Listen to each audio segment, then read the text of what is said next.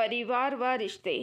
Phone की घंटी तो सुनी रचना ने, मगर आलस की वजह से रज़ाई में ही लेटी रही। हार कर उसके पति राहुल को उठना ही पड़ा। दूसरे कमरे में पड़े फ़ोन की घंटी बजती जा रही थी। इतनी सुबह कौन हो सकता है जो सोने भी नहीं देता। इसी चिड़चिड़ाहट में उसने फ़ोन उठाया। हेलो, कौन? तभी दूसरी तरफ से आवाज़ सुन राहुल की सारी नींद खुल गई। नमस्ते पापा, राहुल ने कहा। सुनो राहुल बेटा, बहुत दिनों से हम दोनों तुमसे मिले नहीं। हम दोनों 11 बजे की गाड़ी से आ रहे हैं। दोपहर का खाना साथ में खाकर हम 4 बजे की गाड़ी से वापस लौट जाएंगे। ठीक है पापा, मैं स्टेशन पर आपको लेने आ जाऊंगा, राहुल ने जवाब दिया। फ़ोन रखकर वापस कमरे में आकर उसने रचना को बताया कि मम्मी पापा 11 बजे की गाड़ी से आ रहे हैं और दोपहर का खाना हमारे साथ ही खाएंगे। रज़ाई में घुसी रचना का पारा एकदम 7वें आसमान पर चढ़ गया। कल संडे पार्टी से वो इतना लेट आई और अब उसे चैन से सोने भी नहीं देते। सबके लिए खाना बनाओ, पूरी नौकरानी बना दिया है। गुस्से से उठी और बाथरूम में घुस गई। राहुल हक्का बक्का हो उसे देखता ही रह गया। जब वो बाहर आई तो राहुल ने पूछा, क्या बनाओगी? गुस्से से भरी रचना ने तुनक कर जवाब दिया, आपको तल के खिला दूंगी। राहुल चुप रहा और तैयार होने में लग गया। स्टेशन जो जाना था। थोड़ी देर बाद गुस्सेल रचना को बोलकर कि वो मम्मी पापा को लेने स्टेशन जा रहा है, घर से निकल गया। रचना गुस्से में बड़बड़ाते हुए खाना बना रही थी।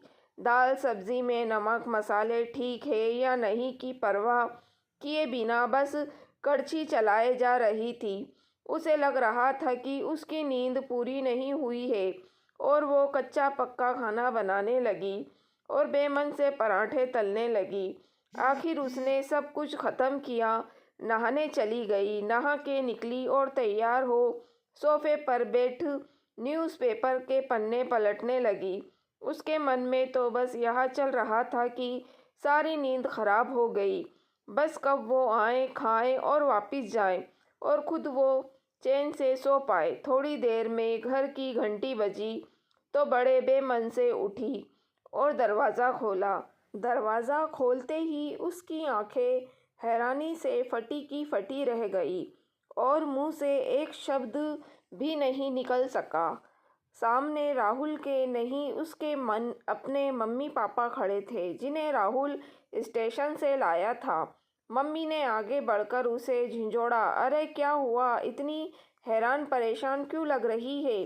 क्या हुआ? राहुल ने नहीं बताया कि हम आ रहे हैं? जैसे मानो रचना की नींद टूटी हो। नहीं मम्मी, इन्होंने तो बताया था, पर चलो आप अंदर तो जाओ, आओ। राहुल तो अपनी मुस्कुराहट रोक नहीं पा रहा था। कुछ देर इधर उधर की बातें करने में बीत गया। थोड़ी देर बाद पापा ने कहा, रचना गप्पे ही मारती रहोगी या कुछ खिलाओगी भी?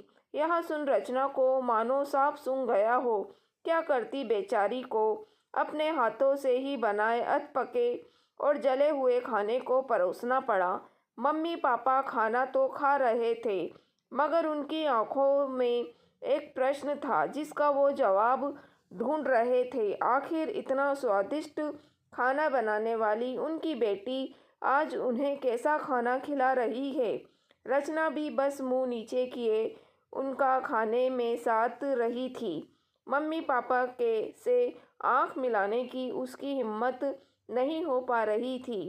खाना ख़त्म कर सब डाइनिंग रूम में आ बैठे। राहुल कुछ काम है, अभी आता हूँ कहकर थोड़ी देर के लिए बाहर निकल गया। राहुल के जाते ही मम्मी, जो बहुत देर से चुप बैठी थी, बोल पड़ी, क्या हुआ? राहुल ने बताया नहीं था कि हम आ रहे हैं? तो अचानक रचना के मुंह से निकल गया।